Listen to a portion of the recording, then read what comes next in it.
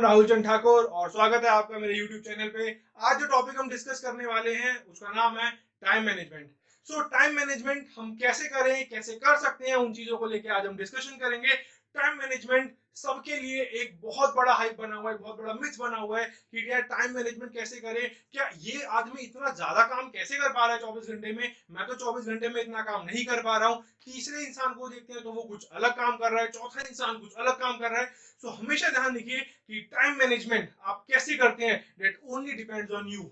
आपके पास different different चीजें हैं करने के लिए। जैसे दूसरा इंसान अपने 24 घंटे कितने प्रोडक्टिवली यूज कर रहा है, कैसे उसको बेस्ट ऑप्टिमम यूटिलाइजेशन, एक टॉप टर्म होता है ये कि ऑप्टिमम यूटिलाइजेशन ऑफ रिसोर्सेज जो आजकल हम करते हैं। तो आप अपने आप का बेस्ट ऑप्टिमम यूटिलाइजेशन कैसे कर रहे हैं वो आपके ऊपर डिपेंड करता है। बिकॉज अकॉर्डिंग टू मी सबसे ज्यादा जो जरूरी है वो है कि टाइम मैनेजमेंट आप किस तरीके से और किस पैटर्न के साथ फॉलो कर रहे हैं। Because time management plays the most important role in the journey of success. Success की जर्नी में टाइम मैनेजमेंट सबसे इंपॉर्टेंट रोल प्ले करता है। आप कैसे कर रहे हैं, क्या कर रहे हैं, दैट डजंट मैटर। आप उसको क्यों कर रहे हैं और कैसे कर रहे हैं और कब कर रहे हैं, दैट ओनली मैटर्स। समझ आ रही है आपको? चीजों को टाइम मैनेजमेंट देखने के लिए हम 1-3-5 का प्रोटोकॉल यूज करते हैं। 1-3-5 का प्रोटोकॉल क्या कहता है कि आप सबसे पहले एक दिन के लिए एक सबसे बड़ा काम लीजिए, एक बड़ा टास्क लीजिए। उसके बाद 3 छोटे टास्क लीजिए जो मीडियम टास्क है, जो आप कर सकते हैं, और 5 शॉर्टेस्ट या स्मॉलेस्ट मैं बोलूं 5 सबसे छोटे टारगेट लीजिए, 5 सबसे छोटे टास्क लीजिए जो आपको एक दिन में करने हैं। तो ये मेरा अपना पर्सनल ओपिनियन है कि आप 1-3-5 का प्रोटोकॉल अगर यूज करेंगे तो 1-3-5 का प्रोटोकॉल सबसे बेस्ट इसलिए होता है क्योंकि सबसे पहले आप एक दिन के लिए अपने आप को आइसोलेट करके देखिए। आप अपनी चेकलिस्ट बनाइए, आप अपनी टू डू लिस्ट बनाइए कि उसमें आप मेंशन कर दीजिए कि कल आपको सुबह सुबह उठ के एक बड़ा काम कौन सा करना है, 3 मीडियम लेवल के काम कौन से करने हैं। ये वीडियो सिर्फ और सिर्फ स्टूडेंट्स के लिए, यंगस्टर्स के लिए नहीं है, ये बतौर पेरेंट्स के लिए और अडल्ट लोगों के लिए भी है, क्योंकि टाइम मैनेजमेंट हम सबके लिए जरूरी है। हम अपनी लाइफ को इतना ज्यादा व्यस्त बताते हैं, हम अपने आप को इतना ज्यादा बिजी बताते हैं, बिजी हम कहीं नहीं है, हम अपनी चीजों से आसपास घिरे हुए हैं। जब आप उन चीजों से अपने आप को, उन बेड़ियों को अपने आप से जब दूसरों के लिए आप फ्री हो जाओगे, दूसरों के लिए तो आप बाद में फ्री होगे, आप अपने लिए फ्री होगे जो सबसे ज्यादा जरूरी है। अगर हमसे कोई कहता है कि आज के टाइम पे इतने फास्ट एनवायरनमेंट में हम आ गए हैं, इतना ज्यादा हम डेवलप कर गए हैं, इतना ज्यादा चीजों पे हम इंट्रोड्यूस हो गए हैं, सोशल मीडिया प्लेटफॉर्म पे आ गए, फिर भी हमसे 24 घंटे नहीं कट रहे हैं, तो डेट मीन्स आप प्रोडक्टिव कुछ भी नहीं कर रहे हो, लेकिन आपके लिए समय भी नहीं है। अब आपके पास समय भी नहीं है, आप प्रोडक्टिव भी करना चाह रहे हो, तो इसका मतलब आपकी जो टाइम मैनेजमेंट स्किल्स है वो कहीं ना कहीं लैक कर रही है। सो 1-3-5 की टू डू लिस्ट बनाइए, 1-3-5 का चेक पॉइंट बनाइए, टू डू लिस्ट बना के आप उसको देखिए, उसको टिक करिए कि आप कौन कौन सा काम कर पा रहे हैं, कौन सा नहीं कर पा रहे हैं, और जो नहीं कर पा रहे हैं वो क्यों नहीं कर पा रहे हैं। उसके बाद बात करते हैं हम जो स्ट्रेटेजी पे हम काम करेंगे, वो होगा आपका कि आप चीजों को कैसे सीख रहे हैं। चीजों को सीखना ही जरूरी नहीं है, उनको अपने लिए इंप्लीमेंट करना भी जरूरी है, उसमें इंटरेस्ट होना भी जरूरी है। एक छोटी सी बात मुझे याद आई वॉरेन बफेट की, कि वॉरेन बफेट ने एक बार कहा था कि rich people invest in time whereas poor people invest in money.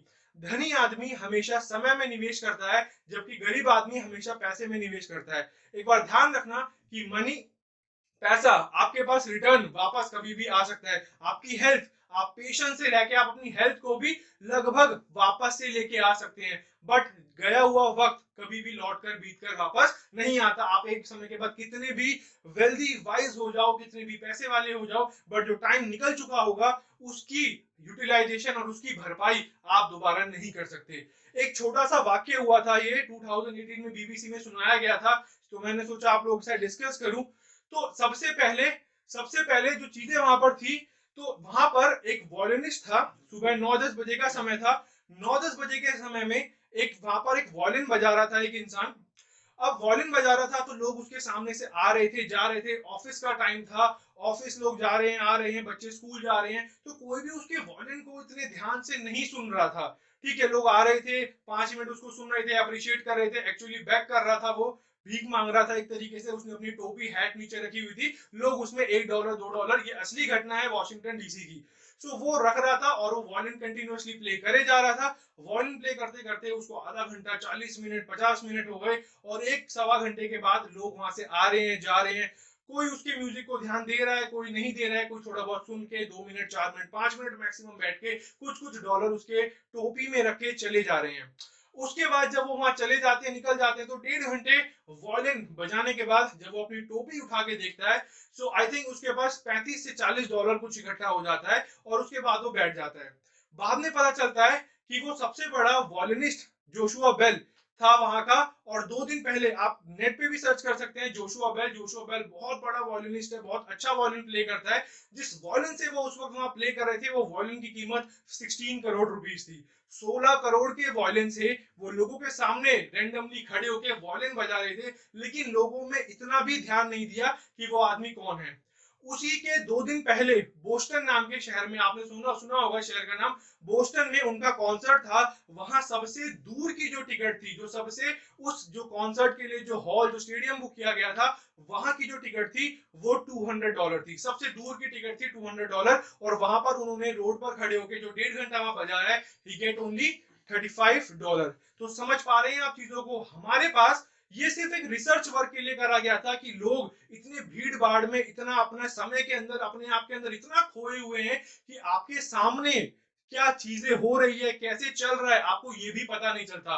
लोगों को पता भी नहीं चला कि वो जोशुआ बेल, जिसके कॉन्सर्ट्स के लिए लोग मर रहे हैं, लोगों को टिकट्स नहीं मिल रही है, वो वहां पर खड़े होकर वॉल्यूम प्ले कर रहा है। So that is the only thing. हम अपनी ही चीजों में आस पास घिरे हुए हैं। आप अपने दिमाग की बेड़ियों को जब तक नहीं खोलोगे, जब तक अपने टाइम को मैनेज नहीं करोगे, आपको टाइम मैनेज करना नहीं आएगा। टाइम मैनेजमेंट के लिए सबसे ज्यादा जरूरी होता है कि आप प्रायोरिटी सेट करें। आप जब तक प्रायोरिटी सेट नहीं करेंगे, आपका कुछ नहीं हो सकता लाइफ में। आपको ऐसा नहीं है कि आज अगर ये काम है, कल अगर एक दिन में 3 काम है तो एक ही करूंगा, 2 नहीं करूंगा। उन 3 में से आप प्रायोरिटी सेट कीजिए कि सबसे पहले कौन सा काम जरूरी है, उसको कीजिए। सेकंड प्रायोरिटी सेट कीजिए जो दूसरा काम है, और उसके बाद तीसरा। जैसे कि मैंने आपको चीजों को बताया करने का तरीका, 135 प्रोटोकॉल को फॉलो कीजिए, लाइफ में काफी आगे जाएंगे और कहीं भी आपको प्रॉब्लम नहीं आएगी। वो कहते हैं ना कि समय और समझ दोनों एक साथ बहुत खुश नसीब लोगों को मिलता है। कभी कभी क्या होता है कि समय जब जिसको मिलता है उसको समझ नहीं होती, और जब तक समझ आती है तो उसके पास समय निकल चुका होता है। तो इसी के साथ ये वीडियो लेक्चर को मैं खत्म करूंगा।